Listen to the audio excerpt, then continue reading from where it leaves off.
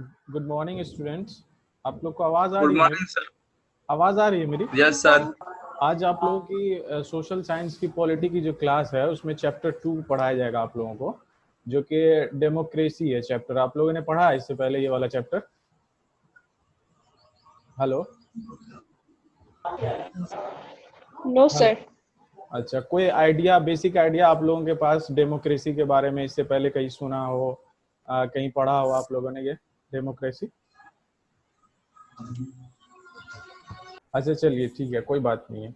आप लोगों को मैं जो ये डेमोक्रेसी चैप्टर है, ये जो मैं पढ़ाने वाला हूँ, ये बेसिकली आपके एनसीईआरटी से मैं कवर कराऊंगा। और जो आपके स्क्रीन पे जो है ये इसका पीडीएफ आएगा अभी, तो उसमें जो मेन लाइंस हैं, मेन पॉइंट है, अब मैं चाहता हूँ कि आप लोग भी बुक सामने में रखें, ठीक? क्योंकि जब मैं यहाँ से पढ़ाऊंगा तो एनसीईआरटी की बुक आपके सामने खुली होनी चाहिए, ठीक है? Yes sir. एनसीईआरटी की बुक आप लोग सामने में खोल लीजिए। एनसीईआरटी की जो बुक है शेयर कर रहा हूँ, वहां पे जो चैप्टर है वो आप सामने में खोल। हेलो, आप लोग के पीडीएफ ओपन हुई आप लोग के सामने स्क्रीन पे? हेलो, डेमोक्रेसी का पीडीएफ ओपन हो गया आप लोगों के स्क्रीन पे? हेलो, यस सर, ओपन हो गया। ओपन हो गया, ठीक है। अब देखिए, आप लोग भी सामने में बुक को खोल के रखें, ठीक है? और मैं अब यहाँ से स्टार्ट करने वाला हूँ, ठीक है? देखिए, इसमें जो बेसिकली चैप्टर है, इसका जो हेडिंग ही है हमारे जैसे कि लिखा हुआ, what is democracy and why democracy. Democracy है क्या और ये क्यों, डेमोक्रेसी क्यों, आखिर ये डेमोक्रेसी वर्ड क्या है? तो सबसे पहले मैं आप लोगों को बताऊंगा कि देखिए, ये डेमोक्रेसी वर्ड जो है ये एक ग्रीक वर्ड है, ठीक है? जो कि डेमोस और क्रेसिया से बना है। डेमोस का मतलब होता है पब्लिक और क्रेसिया का मतलब होता है रूल, यानी कि एक पब्लिक का रूल, ठीक है? आप लोग समझ पा रहे हैं? Hello, yes sir. हाँ, यस सर। आप लोग कॉरेस्पॉन्ड करते रहेंगे ताकि मुझे पता चले कि आप लोग तक ऑडियो पहुंच रही है या नहीं पहुंच रही है। इसलिए मैं बीच बीच में पूछता रहूंगा, तो आप लोग बताते रहेंगे कि हाँ सर आवाज आ रही है, चाहे कुछ कॉरेस्पॉन्ड कीजिएगा आप लोग, है ना?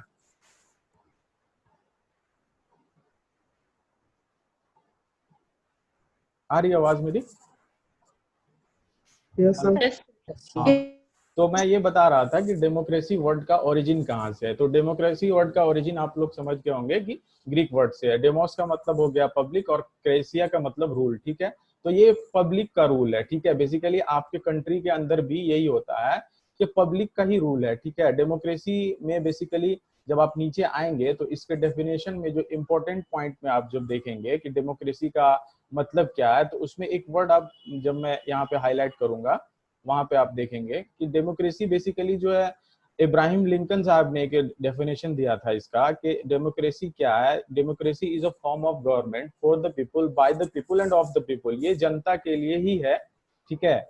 और जनता के सारे कामों के लिए ही बनी होती है, ठीक है? बेसिकली इसका जो मेन मूल फंक्शन जिसको बोलते हैं ना, बेसिक फंक्शन, वो जनता के लिए ही होता है।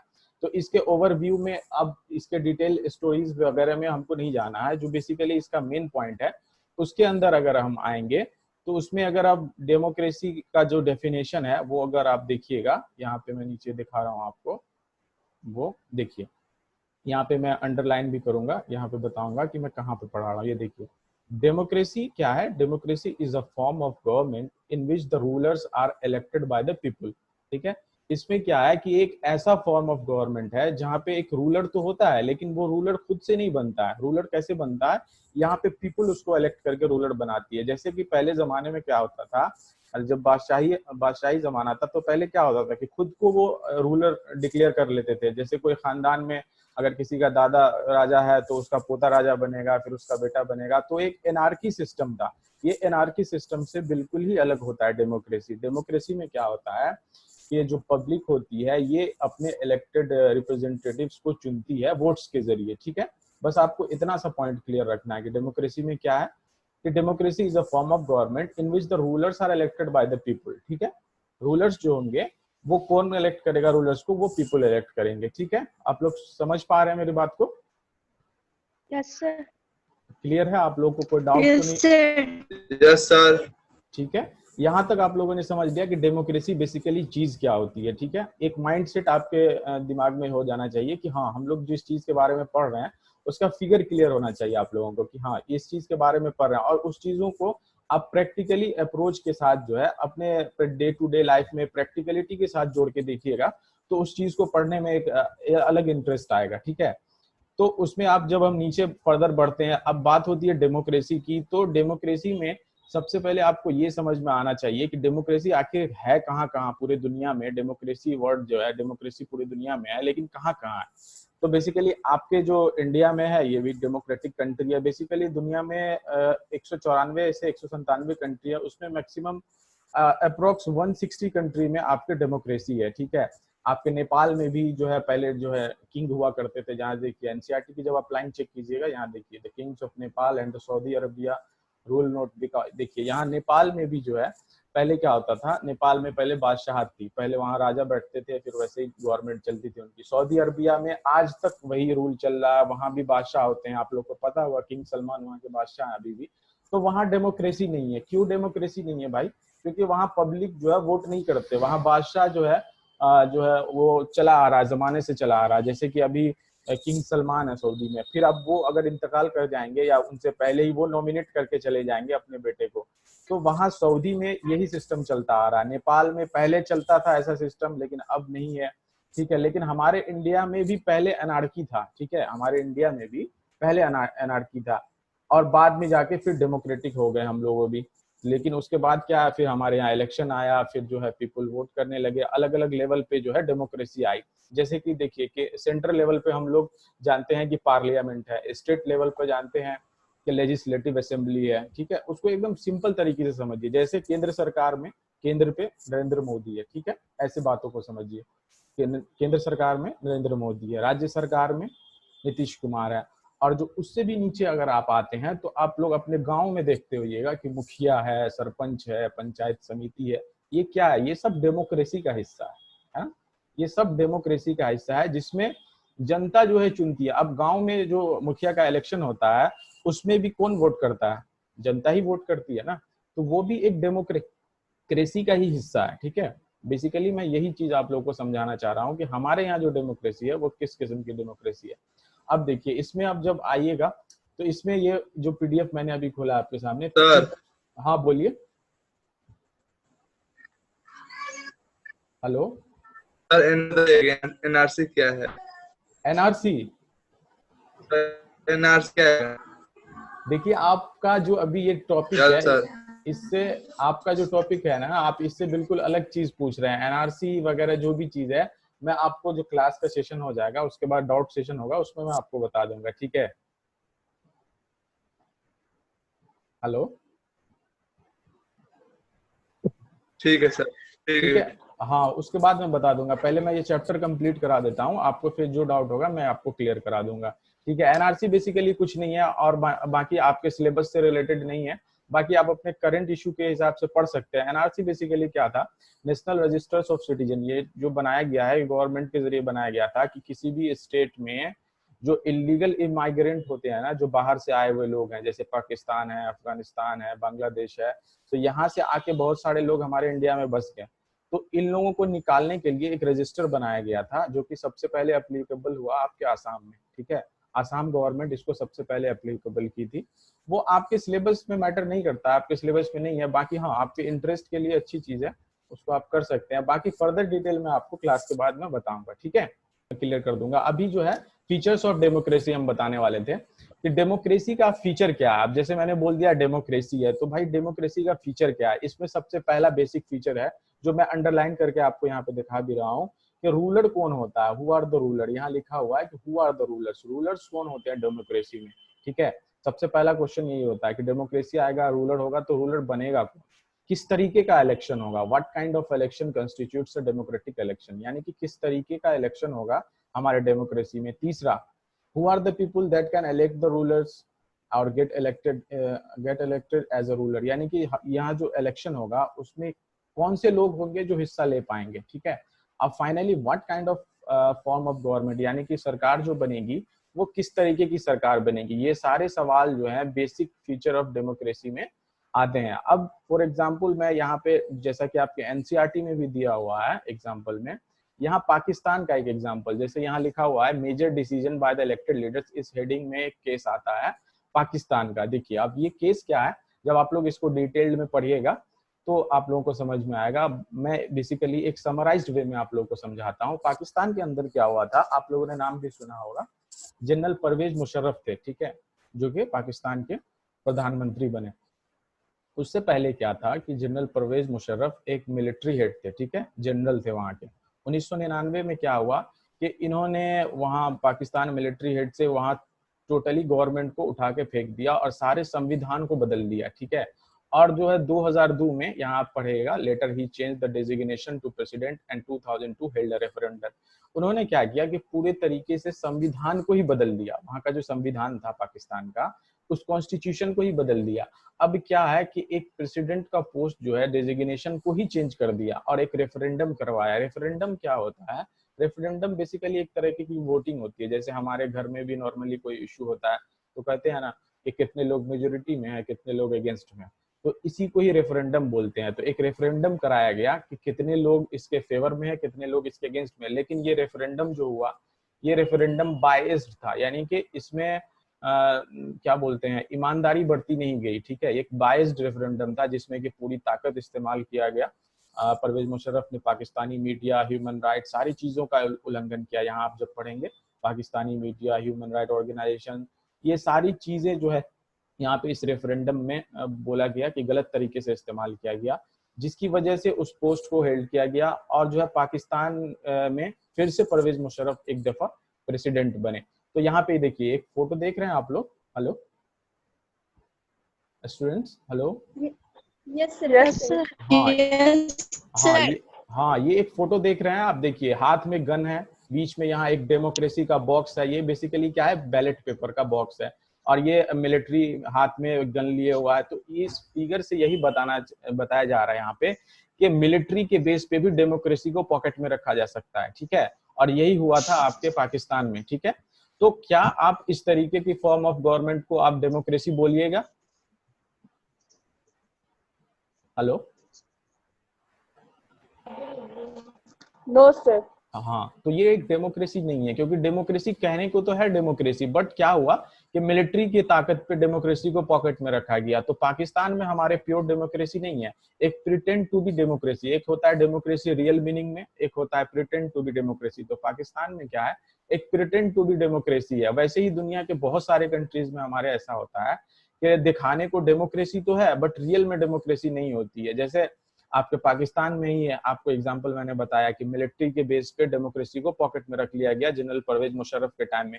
इवन के अभी भी एट प्रेजेंट केस जो है हमारा, अभी एट प्रेजेंट पीएम जो है पाकिस्तान के इमरान खान है। लेकिन अभी भी क्या है, इमरान खान टोटली जो मिलिट्री पावर है उसके अंडर में काम करते हैं, क्योंकि वहां के मिलिट्री को ये पावर है कि वहां के पीएम को हटा के वो पावर में आ सकती है। तो वहां के पीएम जो होते हैं अकॉर्डिंगली ही काम करते हैं, जो कि वहां के जनरल होते हैं मिलिट्री हेड, उनके अकॉर्डिंग ही काम करते हैं, ठीक है। उसके बाद जब आप फिर नीचे आइएगा तो उसमें हुआ क्या था बेसिकली, और मैं फर्दर डिटेल में बताता हूँ। पाकिस्तान के अंदर जब परवेज मुशर्रफ साहब जो है वहाँ के प्रेसिडेंट बन गए, सारा चीज हो गया, तो लेकिन सरकार तो बनी थी पहले, वहाँ जो है सरकार तो थी, वहाँ जो नेता वगैरह थे, लेकिन उनको क्या कर दिया गया, उनको जो है पावरलेस कर दिया गया। एक लीगल फ्रेमवर्क बना के, यहाँ देखिए जब एनसीईआरटी की lines, legal framework order that amended the constitution of Pakistan, ये एक जो लीगल फ्रेमवर्क बनाया गया और कॉन्स्टिट्यूशन को ही बदल दिया गया, ठीक है। और इसके हिसाब से जो उनके पास जो नेता वगैरह थे, एमएलए वगैरह, उनको मीनिंगलेस बना दिया गया, यानी कि पावरलेस बना दिया गया। उनको कोई भी पावर नहीं था, यानी कि नाम के तो है नेता लेकिन काम के कुछ भी नहीं है, क्योंकि सारा पावर कौन ले लिया, परवेज मुशर्रफ ले लिया, ठीक है। तो ये कॉन्सेप्ट आप लोगों को समझ में आई कि डेमोक्रेसी में ऐसा भी होता है।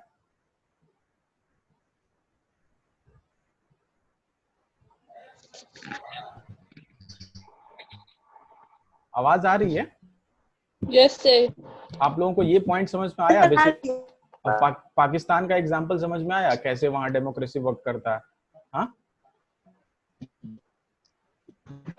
Yes sir. हाँ, अब देखिए, अब इसमें अगला पॉइंट जो है हमारा, free and fair electoral competition. इसमें क्या है, जैसा कि नाम से ही क्लियर है, फ्री फेयर इलेक्टोरल कंपटीशन। अब देखिए इलेक्टोरल कंपटीशन क्या है, कि जैसे इलेक्शन होगा तो इलेक्शन में डिफरेंट कैंडिडेट्स खड़े होंगे, अलग अलग कैंडिडेट्स खड़े होंगे, तो उसमें क्या है कि फ्री एंड फेयर बेसिस पे होना चाहिए, यानी कि उसमें कोई बेईमानी नहीं होना चाहिए। जैसे हमारे यहाँ भी पहले होता था कि बोगस वोटिंग हो जाती थी, जैसा कि हम लोग भी सुनते हैं गांव वगैरह में भी इंक डाल दिया जाता था बैलेट पेपर बॉक्स वगैरह में। तो इस तरीके का नहीं होना चाहिए। हमारे यहाँ जो भी इलेक्शन होना चाहिए वो फ्री एंड फेयर बेस पे होना चाहिए। उसका उसका जो एग्जाम्पल है चाइना के अंदर, ये जो अब ये सारा पॉइंट है जो मैं आपको अंडरलाइन करके बता रहा हूँ, ये सारा पॉइंट है, इसका मैं समरी बता रहा हूँ। चाइना के अंदर क्या था, एक कम्युनिस्ट पार्टी है, ठीक है, उसकी 8 एलाइड पार्टीज थी। अब इन्हीं 8 एलाइड पार्टीज को ही वोट करना था, तो उसमें क्या होता था कि हर बार एक ही पार्टी चुन के आ जाती थी जो कि कम्युनिस्ट पार्टी है। और आज तक भी यही रिकॉर्ड रहा है कि वहां कम्युनिस्ट के अलावा कोई गवर्नमेंट फॉर्म नहीं कर पाया पॉलिटिकल पार्टी। तो वहां एक तरीके से मोनोपोली है, तो ये नहीं होना चाहिए। जैसे हमारे इंडिया में हर एक पॉलिटिकल पार्टी को अपना अपना प्रेजेंटेशन करने का मौका मिलता है, या कोई भी खड़ा हो सकता है, आप में से कोई भी खड़े हो सकते हैं अगर एलिजिबल हैं आप एमपी के लिए, एमएलए के लिए, या पंचायत चुनाव के लिए। तो इस इंडिया में ऐसा नहीं है कि कोई एक ही पॉलिटिकल पार्टी का मोनोपोली है। यहाँ क्या है, कोई भी खड़ा हो सकता है, कोई भी अपना इलेक्शन लड़ सकता है। लेकिन चाइना के अंदर ये नहीं था। ये देखिए एग्जाम्पल जो है आपको, वहाँ का जो पार्लियामेंट है उसको बोलते हैं, ये देखिए कुआंगो रेनिम डाइबो दोही, वहाँ चाइनीज में इसको बोलते हैं नेशनल पीपुल्स कांग्रेस, ठीक है। यही नेशनल पीपुल्स ऑफ कांग्रेस आज तक गवर्न कर रही है, जो कि वहाँ की कम्युनिस्ट पार्टी है। तो इसको हम लोग डेमोक्रेसी नहीं बोल सकते हैं, ठीक है, इसको हम लोग डेमोक्रेसी नहीं बोलते। तो ये फिर कैसा डेमोक्रेसी हुआ, ये तो डेमोक्रेसी के बेसिक फीचर को ही खत्म कर रहा है कि नहीं। एक ही पार्टी अगर बार बार इलेक्ट हो रही है तो ये डेमोक्रेसी तो नहीं है, ठीक है। फिर इसमें आगे हम लोग फर्दर बढ़ते हैं, तो इसमें आपको एक और इशू आता है, मैं दिखा रहा हूँ। ये चाइना का मैंने बता दिया आपको कि चाइना में किस तरीके से कम्युनिस्ट पार्टी बार बार इलेक्ट होके आती है। उसके बाद जो है 1930 से मेक्सिको का भी एक केस है, मेक्सिको के अंदर भी यही है। 1930 के बाद यहाँ देखिए, Mexico hold the election after 6 year, हर 6 साल के बाद वहाँ इलेक्शन होता है प्रेसिडेंट के लिए।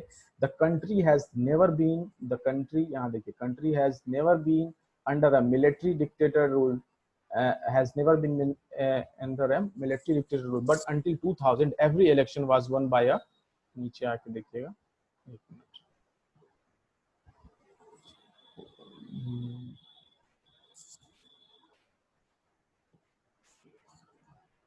एक मिनट, हाँ 1930 से क्या था कि वहां डेमोक्रेसी था, लेकिन 1930 के बाद से क्या हुआ, एक पार्टी थी वहां पे जिस पार्टी का नाम है पीआरआई, ये देखिए पीआरआई, इंस्टीट्यूशनल रिवोल्यूशनरी पार्टी, यही हमेशा जो है अपोजिशन में ये रूल में रहती है। वहां कोई अपोजिशन पार्टी है ही नहीं, ये देखिए opposition parties did not contest election, यानी कि यहाँ कोई अपोजिशन पार्टी है ही नहीं। तो फिर ये भी डेमोक्रेसी नहीं है। ये भी मेक्सिको का एक क्लासिकल एग्जाम्पल है कि मेक्सिको के अंदर भी डेमोक्रेसी नहीं है, ठीक है। वहां एक ही पार्टी है जो बार बार खड़ी होती है, बार बार जीत जाती है। चाइना के अंदर भी आप लोगों ने देखा कि एक ही पार्टी कम्युनिस्ट पार्टी है, उसी की 8 एलाइड पार्टी है। जाहिर सी बात है कि एलाइड पार्टी को ही वहां फोर्स किया जाता है वोट देने के लिए, तो वही पार्टी बार बार वहां इलेक्ट होके आती है। तो ये एग्जाम्पल आप लोगों के समझ में आ रहा है। मैंने 3 एग्जाम्पल दिया। पहला नंबर 1 पाकिस्तान का दिया, ठीक है, जहाँ के मिलिट्री कॉप हुआ, यानी कि परवेज मुशर्रफ वहां पे गद्दी संभाल लिया डेमोक्रेसी को हटा के। दूसरा एग्जाम्पल आप लोगों को मैंने दिया यहाँ पे चाइना का, और ये तीसरा मेक्सिको का। तो आप लोगों के समझ में आ रहा है कि मैं जो सारे पॉइंट्स बता रहा हूँ, सुन पा रहे हैं आप लोग? Hello, Yes, sir. यहाँ तक में अगर कोई डाउट है, कोई क्वेश्चन है तो आप लोग बताइए, कुछ समझ में नहीं आ रहा हो। मेरा पॉइंट्स तो क्लियर है ना, मेरी बात समझ में आ रही है आप लोगों को?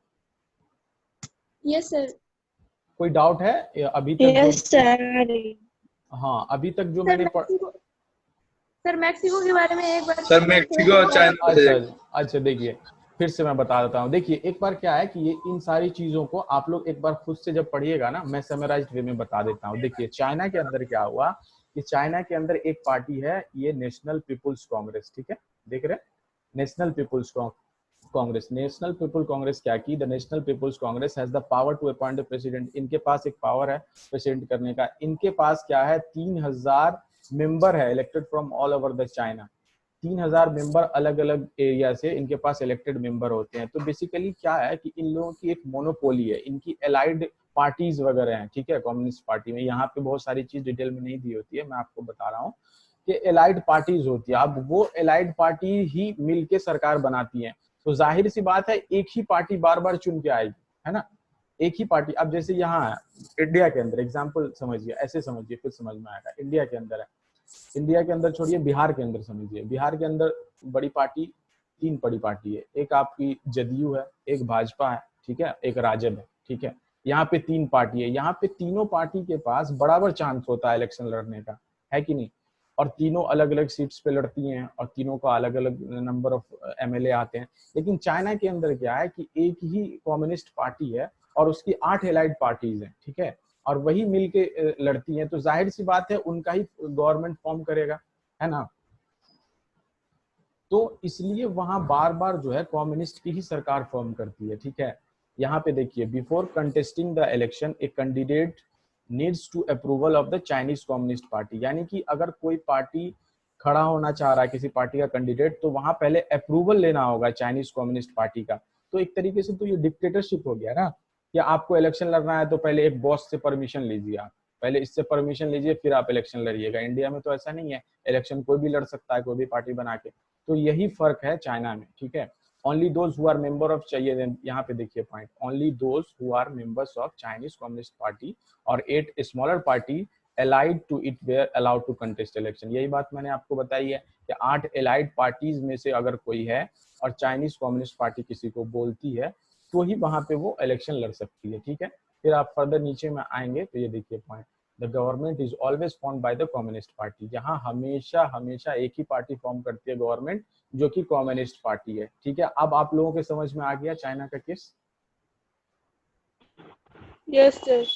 अब समझ में आ गया ना, कोई डाउट नहीं रहा चाइना के केस में। देखिए ये सारा पॉइंट आप लोग को बेसिकली इसलिए दिया जाता है एनसीईआरटी में, ताकि आप लोग प्रैक्टिकली समझें उस चीज को। एग्जाम में कभी पूछने नहीं जा रहा आपको कि चाइना का केस क्या था, आप बताइए। चाइना का केस सिर्फ इसलिए आपको बताया गया ताकि आपके एक माइंड सेट में हो कि अरे हाँ चाइना में ऐसे होता है, वहाँ एक कम्युनिस्ट पार्टी। उस चीज को माइंड में आप एक ग्राफ बनाइए, ठीक है, एक सोच के ग्राफ बनाइए कि हाँ वहाँ एक कम्युनिस्ट पार्टी। अब इतना सारा पॉइंट पढ़ा आपने, उस चीज को दिमाग में रिटेन करने का सबसे सिंपल तरीका है कि आप अपने माइंड में एक ग्राफ बनाइए, ठीक है।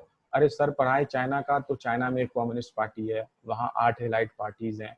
वहाँ बेसिकली क्या होता है, इन 8 एलाइड पार्टीज को ही परमिशन मिलती है इलेक्शन लड़ने की, इसलिए वहाँ एक ही फॉर्म ऑफ गवर्नमेंट हमेशा होता है, जो कि कम्युनिस्ट पार्टी। बस इतना सा पॉइंट आपको दिमाग में रखना है, ठीक है, चाइनीज प्रोस्पेक्ट से, इसके अलावा कुछ भी नहीं रखना, ठीक है।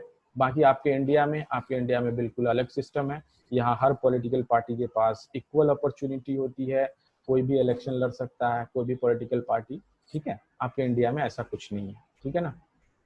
तो बेसिकली ये क्या है कि एक कंपैरिजन है, डेमोक्रेसी में एक कंपैरिजन है। आपको यहाँ पे कंपैरिजन दिखाया जा रहा है कि इंडिया है, फिर पाकिस्तान है, फिर चाइना का बताया गया, फिर अब ये मेक्सिको का केस है। मेक्सिको का केस देखिए, मैं आप लोग को डिटेल में बताता हूँ।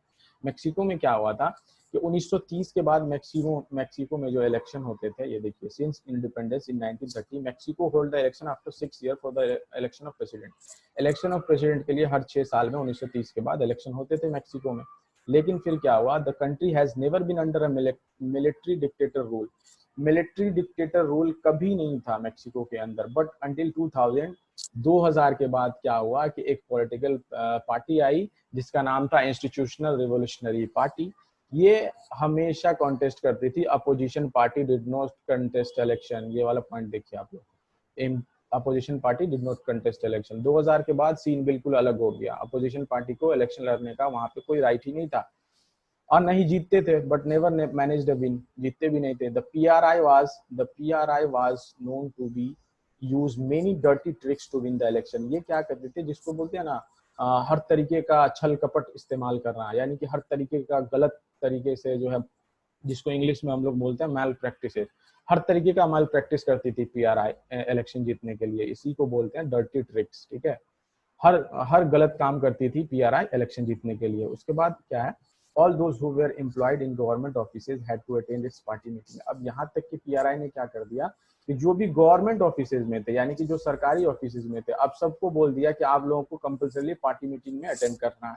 टीचर्स को फोर्स किया गया, ये देखिए यहाँ पे, teachers of the government school used to force the parents to vote for the PRI. यहाँ तक कि टीचर्स को कहा जाता था कि आप बच्चों को बोलिए कि पीआरआई के लिए वोट करें, ठीक है। तो ये एक तरीके से क्या है, ये बाइस्ड सिस्टम है, आप किसी को फोर्स कर रहे हैं। अरे भाई, अब जैसे सपोज मैं अल कलम में पढ़ा रहा हूँ, अगर मैं यहाँ आके किसी पॉलिटिकल पार्टी के बारे में यहाँ से फोर्स करूँ कि आप यहाँ के बच्चों को बोलिए कि बच्चों इस पार्टी को वोट दो, तो ये तो एक गलत तरीका है, ये अनबाइज्ड है ना।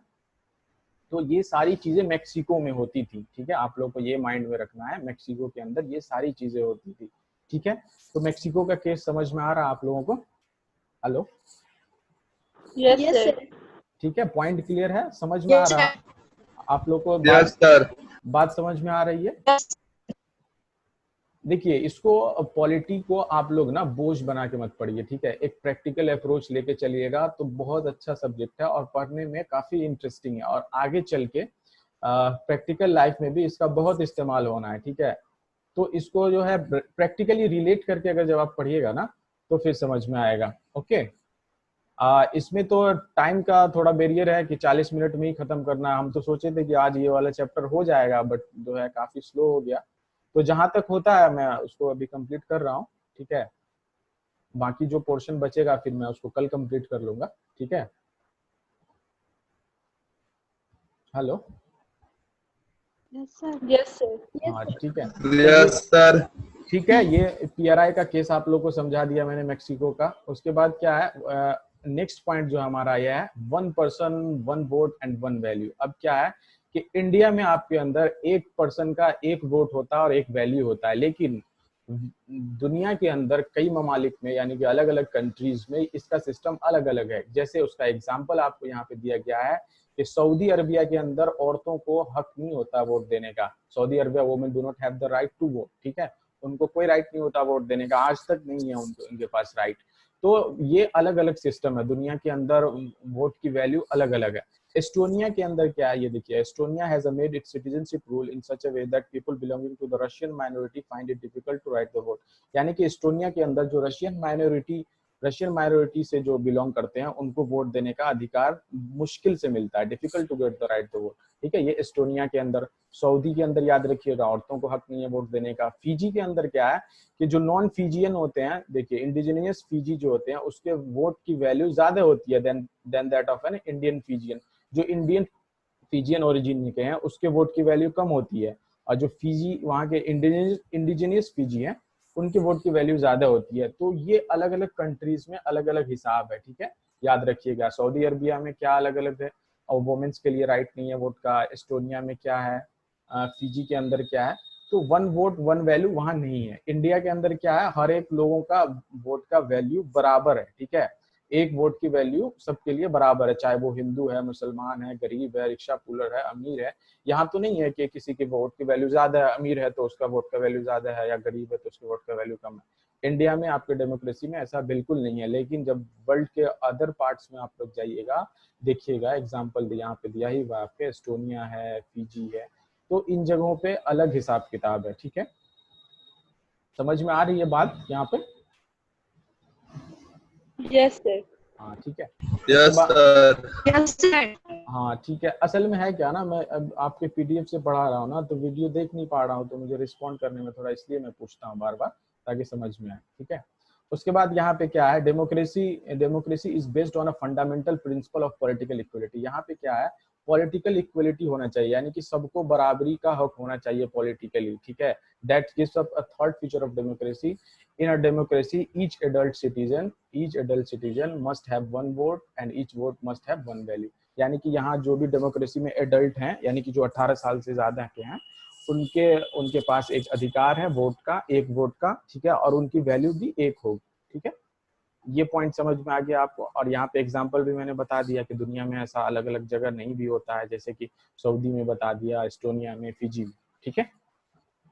अब हम लोग फर्दर नीचे बढ़ते हैं, जैसा कि एक फोटो आ रहा है, ए लास्ट 1 मैन 1 वोट करके, यहाँ पे है ना दिया हुआ, I like better when I was the 1 man and the 1 vote. यहाँ पे एक आदमी जेल के अंदर छिपा हुआ है, उसको अंदर कर दिया गया है ना। तो ये बता रहा है कि rule of law and respect of right. यहाँ पे ये जो पॉइंट देख रहे हैं आप लोग, rule of law and respect of right, ये क्या है? रूल ऑफ लॉ क्या होता है कि कोई भी चीज अगर मसला होता है तो उसमें सबसे पहले जो चीज फॉलो होगी वो रूल ऑफ लॉ, यानी कि जो नॉर्मली बोला भी जाता है हमारे देश के अंदर कि कानून सर्वोपरि है, तो यही रूल ऑफ लॉ है। और यहाँ पे एक एग्जाम्पल देके समझाया गया है कि जिम्बाब्वे का एक केस बताया गया है कि जिम्बाब्वे में किस तरीके से एक पॉलिटिकल पार्टी थी जिसका नाम था ज़ैनू पीएफ करके, वहां की एक पॉलिटिकल पार्टी थी और उसके एक लीडर थे रॉबर्ट मुगाबे। ठीक है, देख रहे हैं आप लोग, अंडरलाइन किया मैंने। Hello, Yes, sir. हाँ, तो यहाँ पे जो मैं बता रहा हूँ, यस सर। इस वाले केस के लिए एक एग्जांपल यहाँ पे सेट किया गया है जिम्बाब्वे का। ठीक है, उसके अंदर क्या है बताया गया है कि एक पॉलिटिकल पार्टी थी जिम्बाब्वे के अंदर ज़ानू पीएफ करके। ठीक है, उसमें एक लीडर हुआ करते थे उनके, its leader Robert Mugabe has been ruling the country since independence, आजादी के बाद से यही रूल कर रहे थे वहाँ। ठीक है, election have been held regularly and always won by, यहाँ क्या था, एक ही पॉलिटिकल पार्टी बार बार जीत रही थी। यहाँ का भी वही केस था जो सिमिलर मैंने आपको चाइना में और जो मैक्सिको में बताया था। एक ही पॉलिटिकल पार्टी थी जो बार बार जीत रही थी। President Mugabe is a popular but also use unfair practice, ये क्या करते थे, अनफेयर प्रैक्टिस करते, यानी गलत तरीके से पावर का इस्तेमाल करके इलेक्शन में जीत जाते थे। Over the years his government has change the constitution, संविधान को ही इन लोगों ने बदल डाला। ठीक है, जब पावर में आ गए तो संविधान को ही सारा चीज पलट दिया इन्होंने। Several times to increase the power of the president, अब ये जब पावर में होते तो अपने हिसाब से कॉन्स्टिट्यूशन बना लेते थे। ठीक है, ये जिम्बाब्वे का केस मैं आप लोगों को बता रहा हूँ। ठीक है, उसके बाद क्या है, and make him less accountable, अब क्या करते थे ये लोग, बार बार पावर में आते थे और बार बार कॉन्स्टिट्यूशन को अमेंड कर लिया। कॉन्स्टिट्यूशन अमेंड करने के साथ ही इनको इतना पावर मिल जाता था कि जो मर्जी हो वो तब्दील कर लेते थे। Opposition party workers are harassed and their meeting is disrupted, उनका जो अपोजिशन पार्टी के जो वर्कर थे उनको बिल्कुल बुरी तरीके से हरास किया जाता था, मारा पीटा जाता था और डिसरप्ट भी किया जाता था। ठीक है, एक मिनट आप लोग होल्ड। ठीक है, तो मैं ये पूछ रहा था कि जहां तक मैं पढ़ा दिया हूँ, ठीक है, उसमें आप लोगों को कोई भी डाउट है या कोई भी चीज समझ में नहीं आई तो वो बताइए, अभी तक जो मैंने पढ़ाया है। ठीक है, किसी भी बच्चों का कोई डाउट हो? Hello, No, sir. No, sir. यहाँ तक जो है कल से मैं यहाँ से पढ़ाऊंगा। ठीक है, ये वाला रहने देते हैं हम, rule of law and respect of right जो है, ये जिम्बाब्वे का केस जो है यहाँ से हम लोग पढ़ाएंगे। ठीक है, पेज नंबर याद रखिएगा 28 से। ठीक है, यहाँ Okay, से, sir. हाँ यहाँ से मैं पढ़ाऊंगा कल बाकी फर्दर। वैसे चैप्टर खत्म ही हो गया था बट ठीक है, कल मैं उसको समराइज्ड वे में कर दूंगा। बाकी आज जो मैंने पढ़ाया है उसका आप लोग फीडबैक दीजिए कि वो समझ में आया आप लोगों के, डेमोक्रेसी क्या है, डेमोक्रेसी का फीचर क्या है, हमारे इंडिया में किस तरीके की डेमोक्रेसी है, पाकिस्तान में किस तरीके की है, चाइना में, वो समझ में आया आप लोगों को? Yes, sir. Yes, sir. उसमें कोई भी डाउट हो, किसी तरीके का क्वेश्चन, हाँ किसी तरीके का क्वेश्चन हो तो बताइए आप लोग।